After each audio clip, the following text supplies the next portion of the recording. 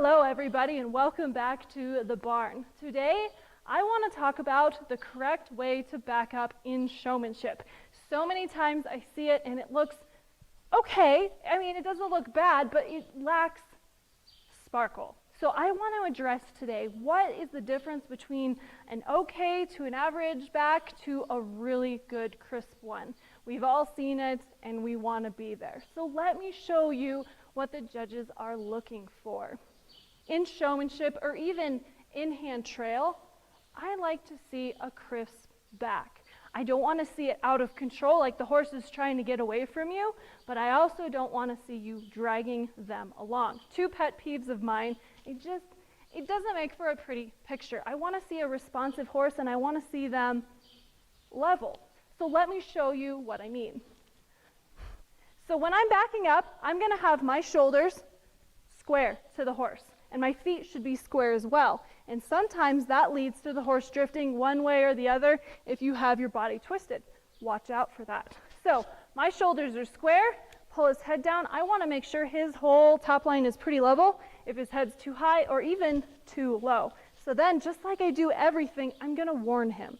I'm going to move my hand back, and he's not supposed to move until I cluck, and then he should go. So level head, level, shoulders are square, and go. So there we go. Good. Whoa. Nice and responsive. So let's do that again. And I want to address some things that will also hurt you in your class. If I'm asking him to back up and he's not doing it, he's just like, oh, if I have to, I'm dragging on it. That is frowned upon. You will get knocked down for that. Another thing that really bothers me is the curled neck. Have you seen that where you're asking and they're curling their head towards their shoulders? That is also avoidance in a different way. So what they're doing is they're not moving their shoulders, and therefore they're compensating by bunching up in their head, and then sometimes they start dragging their feet, and it again looks lazy, like you're just pulling them through it. So then you have to teach them to get their shoulders out of the way. I want all of the movement from the body. This is the steering wheel. That's it. So I'm going to ask him again. Whoa, hand goes back. See how his shoulders are out of the way and his head does not move. Love that. So that is going to get you a better score in showmanship. Another thing that I look out for is the horse's feet. What? When they're backing up, are they dragging their feet or are they picking them up? If they're dragging them, that's a sign that they are not engaged with their shoulders. So when they are backing up, I want to see them pick up their feet as well as keep that level neck. That tells me that their body is involved and not just their head, and they're just kind of going through the motions. So let me show you. When I'm backing up, watch his feet. See how he's picking them up? That's perfect. Good. And there, as I stopped, you can see exactly what I was talking about before when they drag their feet. And you can see them right here in the dirt. And it just doesn't make for a pretty picture. And you will get points off.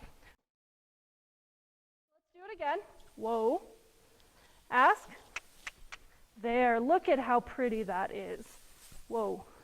Let me show you what it looks like at speed. So see how I command him to go backwards? Whoa. We're going to do it again. And now that he knows, oh, I mean business, he should be a little bit better. And I'm not going to be afraid to pull his head down. Ask. Good. Curl his neck, pull his head down. Whoa. Good. One more time. So you want that speed, but it doesn't look out of control, and it's still crisp. Whoa. Wait. He's like, I know what I'm doing. Whoa. Now that I'm standing in front of him, I'm going to correct myself and get out of his way. Shoulders square, head down, move my hand, go. Perfect. Whoa. Much, much better. So he got out of my way, he kept his head down, shoulders engaged, picked up his feet, and I remained square. That was a good backup. thank you again for watching. I hope you learned something today, and if you have any questions or comments, please leave them below and I will do my best to answer them as best that I can. And again, please like and subscribe so I know this is the content that you want to watch. Thank you again, and have a good one.